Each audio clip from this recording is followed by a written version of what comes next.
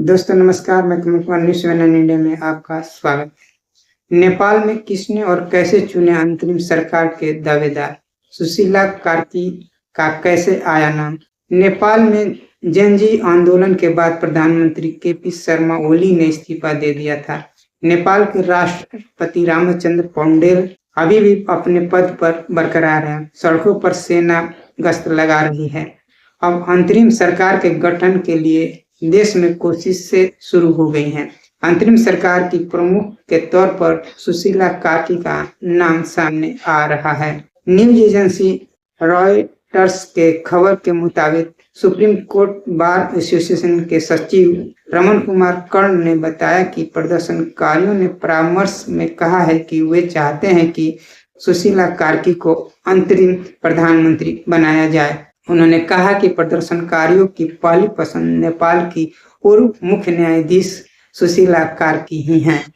युवाओं के बीच मशहूर और लोकप्रिय रैपर, साथ ही काठमांडू के मेयर वालेन शाह ने भी सुशीला कार्की के नाम का समर्थन किया है।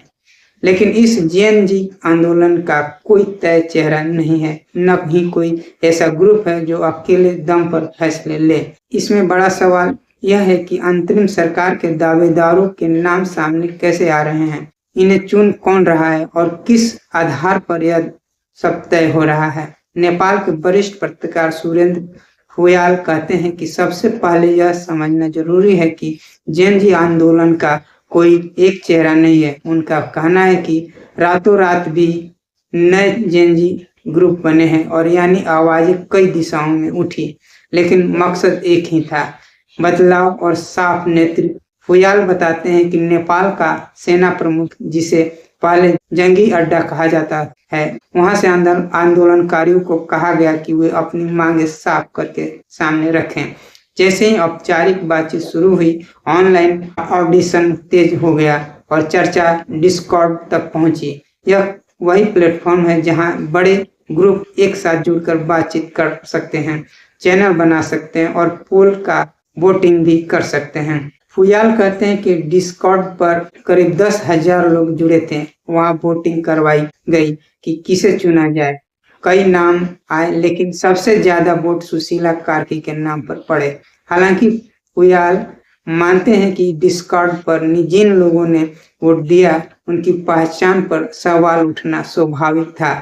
ऑनलाइन मंच पर हर प्रोफाइल की पुष्टि करना आसान नहीं है। वे कहते हैं कि कुछ नकली प्रोफाइल भी हो सकते हैं, फिर भी मान लें कि ज्यादातर असली थे। अलग अलग ग्रुप थे और सबकी राय एक जैसी नहीं थी, फिर भी रुझान साफ दिखा। वोटिंग में बहुमत का समर्थन कार्की के पक्ष में आया। सुरेंद्र फुयाल कहते हैं कि वालेन शाह का नाम भी शुरुआती चर्चाओं में आया। वे युवाओं के प्रतीक हैं और काठमांडू के मेयर के रूप में लोकप्रिय भी, लेकिन उन्होंने अंतरिम नेतृत्व लेने के बजाय चुनावी प्रक्रिया को प्राथमिकता दी। वो कहते हैं वालेन शाह ने भी सुशीला कार्की के नाम का समर्थन कर दिया। इससे दो बातें साफ हुई। एक, युवाओं के बीच सुशीला कार्की की स्वीकार्यता बढ़ी। दो, वालेन शाह ने सैद्धांतिक तौर पर यह बताया कि अंतरिम सरकार का लक्ष्य चुनाव तक देश को सुरक्षित ले जाना है। इस समर्थन ने कार्की के नाम को और मजबूती दी। सुरेंद्र फुयाल का कहना है कि लिस्ट में कई नाम थे। ऑनलाइन बहस में कई व्यक्तियों पर बात हुई। वो कहते हैं कि सुशीला कार्की कुछ ठोस कारणों से सबसे आगे निकली। पहला कारण उनकी निष्पक्ष और साफ छवि। वे नेपाल की पहली महिला मुख्य न्यायाधीश रह चुकी हैं। वे आजमाई हुई हैं। उनका परिचय और काम सबके सामने है। वे सबसे सम्मानित हैं। वे साफ बोलती हैं। वे किसी राजनीतिक पक्ष में नहीं हैं। इन बातों ने युवाओं के मन में यह भरोसा जन्म दिया कि कार्की जैसे तटस्थ और अनुभवी व्यक्ति ही अंतरिम चरण में देश को चुनाव की ओर ले जा सके। डिस्कॉर्ड पर हुई चर्चा किसी आम ग्रुप चैट जैसी नहीं थी, बल्कि यह एक बड़ी ऑनलाइन सभा की तरह थी। अलग अलग चैनलों में बातचीत होती रही और टेक्स्ट थ्रेडर्स पर नाम सुझाए जाते रहे। मॉडरेटर लगातार यह ध्यान रखते रहे कि बातचीत मुद्दे से न भटके। सबसे पहले यह तय कर लिया गया कि जिन युवाओं का किसी राजनीतिक दल से सीधा संबंध है उन्हें इस प्रक्रिया में शामिल नहीं किया जाएगा। मकसद था कि किसी निष्पक्ष और भरोसेमंद नाम पर पहुंचना। सुरेंद्र फुयाल कहते हैं कि कई नाम सामने आए, लेकिन आखिरकार कुछ चुनिंदा नामों पर ऑनलाइन वोटिंग कराई गई। इसी वोटिंग में सबसे ज्यादा समर्थन सुशीला कार्की को मिला। उनके साथ जिन लोगों के नामों पर चर्चा हुई उनमें ये प्रमुख रहे। हरक सम्यांग धरान के मेयर हैं, वे इंडिपेंडेंट हैं, यानी किसी पार्टी में नहीं जुड़े। अपनी मेहनत और काम के तरीके की वजह से युवाओं में लोकप्रिय हैं। कई बार उन्हें खुद फावड़ा उठाकर पानी और दूसरी जरूरती सुविधाओं का इंतजाम करते देखा गया है। इसी वजह से उनकी पहचान काम करने वाले मेयर के रूप में बनी है। सागर ढकाल का नाम भी चर्चा में आया। वे पश्चिम देशों में पढ़े लिखे हैं, एक युवा हैं। पिछले चुनाव में उन्होंने नेपाली कांग्रेस के वरिष्ठ नेता और पूर्व प्रधानमंत्री शेर बहादुर देउवा के सीधे चुनौती दी। इस वजह से सागर ढकाल अचानक सुर्खियों में आए और युवाओं के बीच लोकप्रिय हो गए। रैडम नेपाली का नाम भी सामने आया। कुछ मीडिया रिपोर्ट्स के मुताबिक ये एक यूट्यूबर हैं जिन्हें सोशल मीडिया पर खासा समर्थन मिला। महावीर पुन नेपाल के मशहूर वैज्ञानिक हैं। वे नेपाल इनोवेशन सेंटर के प्रमुख हैं और लगातार नए प्रयोग और स्टार्टअप पर काम करते रहे हैं।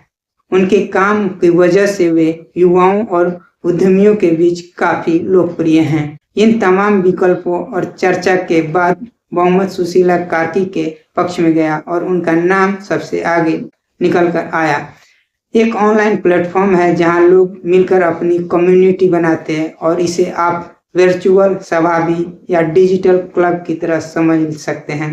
हर कम्युनिटी को सर्वर कहा जाता है और इसमें अलग अलग चैनल होते हैं। इन चैनलों में लोग टेक्स्ट से बातचीत करते हैं, आवाज या वीडियो से मीटिंग कर सकते हैं और चाहे तो साधारण कॉल या वोटिंग भी करवा सकते हैं।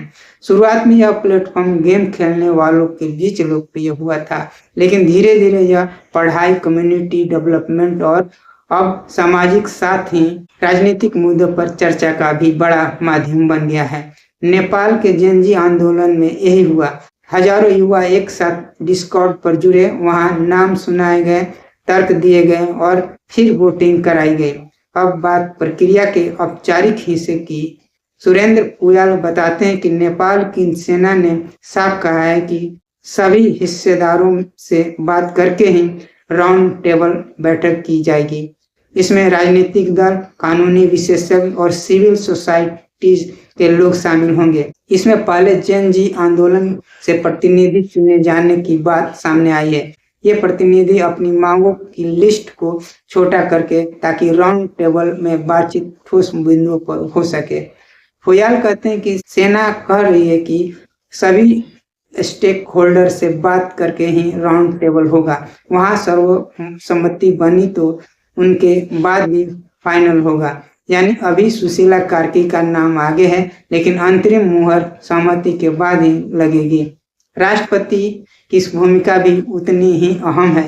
नेपाल के राष्ट्रपति सेना के सुप्रीम कमांडर होते हैं और इस बातचीत को आगे बढ़ा रहे हैं। अगर सहमति बनती है तो अंतरिम सरकार के गठन की औपचारिक प्रक्रिया पूरी की जाएगी। यह भी ध्यान देने वाली बात है कि डिस्कॉर्ड पर हुई चर्चा पूरी तरह से सार्वजनिक थी। जो कुछ वहां हुआ वह सबके सामने आ चुका है। यही वजह है कि आधिकारिक घोषणा न होने के बावजूद सुशीला कार्की का नाम सबसे आगे माना जा रहा है। फुयाल का कहना है कि अभी तक सेना के पास औपचारिक रूप से नाम नहीं गया। अगले 24 घंटे में दूसरा नाम भी आ सकता है। फिलहाल तो यही सुशीला कार्की आगे हैं। दोस्तों बस इतना है, फिर अगली वीडियो के साथ हाजिर होंगे। नमस्कार।